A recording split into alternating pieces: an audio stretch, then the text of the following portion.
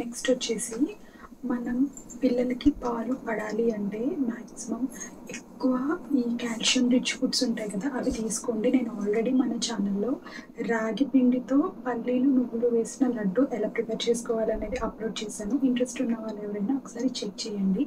అవి తీసుకోండి. ఆ తర్వాత ఈ వెల్లుల్లిపాయలు అంటే ఫుడ్లో అంటే మనం అనుకునే కర్రీస్లో ఇంక్లూడ్ చేసుకోండి. అలాగే వెల్లుల్లి కారం ఇలాంటిది కూడా ఇంక్లూడ్ చేసుకోండి.